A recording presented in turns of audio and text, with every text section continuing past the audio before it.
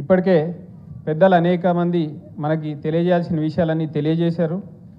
తర్వాత రామన్న కూడా ఇంకా విపులంగా మనందరికీ కూడా వివరిస్తారు కాబట్టి నేను కేవలం ఒక 2 విషయాలు చెప్పి ముగిస్తాను.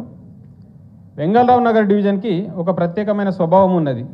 ఇక్కడ 4 రకాల ప్రజలు కూడా అంటే ఆర్థికంగా విభజించినప్పుడు పేదవాళ్ళు, దిగువ మధ్యతరగతి, ఎగువ మధ్యతరగతి ఈ 4 వర్గాలు కూడా ఉన్న డివిజన్ ఇది. అందుకని ఇక్కడ మనం కొద్దిగా ఒక గేమ్ ప్లాన్ కూడా సెపరేట్గానే యూజ్ చేయాల్సి వస్తుంది.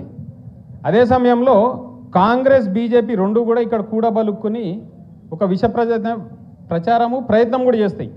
హిందూ ముస్లింలో ఆ ఫీలింగ్ తీసుకొచ్చేసి ముఖ్యంగా ఎక్కడెక్కడైతే కొద్దిగా ఈ టెన్షన్స్ క్రియేట్ చేసి దాని ద్వారా ముస్లిం ఓట్లు కాంగ్రెస్, హిందూ ఓటు బీజేపీ తీసుకుని లబ్ధి పొందాలనే ప్రయత్నం చేస్తారు.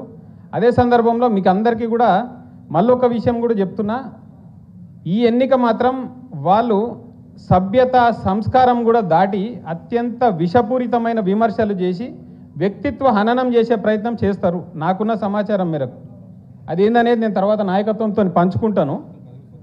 కాబట్టి మీరు ప్రతి క్షణం అప్రమత్తంగా ఉండండి. ప్రభుత్వం మీద వ్యతిరేకత ఉన్నది, దాన్ని డైవర్ట్ చేయడానికి వాళ్ళు ఇట్లాంటి ప్రయత్నాలు చేస్తారు. మనము ఎంతసేపటికి వాళ్ళు వేసే బౌలింగ్ బట్టి మనం బ్యాటింగ్ చేయడం కాకుండా మనకు తగ్గ వ్యూహం మనం రచించుకుందాం. ఎక్కడెక్కడైతే సమస్యలు ఉన్నాయో ఆ సమస్యల మీదే మనం కేంద్రీకృతం చేద్దాం. 21 నెలలైంది కాంగ్రెస్ ప్రభుత్వం వచ్చి. ఈరోజు వరకు మొన్న ఉప ఎన్నిక అనేది అనివార్యం అయ్యేంత వరకు కూడా ఒక్క కొత్త ప్రాజెక్టు లేకపోతే ఒక్క కొత్త కార్యక్రమానికి వాళ్ళు నిధులు ఇచ్చింది లేదు, ఎవరు వచ్చింది లేదు. ఈరోజు మాత్రం వచ్చేసి ప్రతి చోట మేము శంకుస్థాపనలు చేస్తాం, ఇక్కడి నుంచి మేమే చేస్తాం అనుకుంటా కథలు చెప్తారు. మీరు అదొక్కటి చెప్పాలా?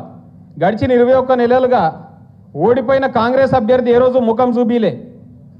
కనీసం దాని నుంచి ఈరోజు టికెట్ అభ్యర్థిస్తున్న ఇతర అభ్యర్థులు కూడా ఎవడు మన వద్దకు ప్రజల వద్దకు వచ్చింది లేదు, ప్రజల సమస్యల పైన గొంతు ఎత్తింది లేదు.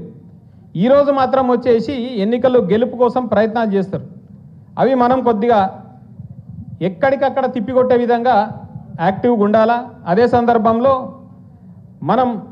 మీరందరూ కూడా నేను దయచేసి కోరుకునేది ఒకటి, ఈ ఎన్నిక అయ్యేంత వరకు ప్రతి బూత్ వాళ్ళు ఆ బూత్కి సంబంధించిన ఓటర్లతో సహా ఒక వాట్సాప్ గ్రూప్ ఏర్పాటు చేయండి.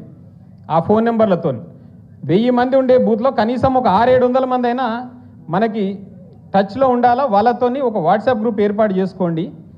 ఎందుకంటే ఈ దుష్ప్రచారాలు ఏవైతే కాంగ్రెస్ పార్టీ చేస్తుందో వాటిని ఎప్పటికప్పుడు తిప్పికొట్టే విధంగా ఆ సమాచారం మీకు అందజేస్తాము. మీరు మీ దగ్గర ఉన్న ఆ గ్రూప్లో ఉన్న ఓటర్లందరికీ కూడా చేరవేయండి. ఎందుకంటే ఎంత దుర్మార్గంగా చెప్తారంటే వాళ్ళ అబద్ధాలు. ఆ మధ్య మనం చూసినాం, స్వయంగా మన ఎమ్మెల్సీ శ్రవణ్ గారు వేదిక మీద ఉన్నారు. హైదరాబాద్ కలెక్టరు అదేవిధంగా సివిల్ సప్లైస్ సంబంధించిన కమిషనర్ ఇద్దరు కూడా ఏం చెప్తారు? గత 10 ఏళ్లలో ఒక్క రేషన్ కార్డు కూడా ఇవ్వలేదు అనుకుంటే అబద్ధాలు చెప్తారు.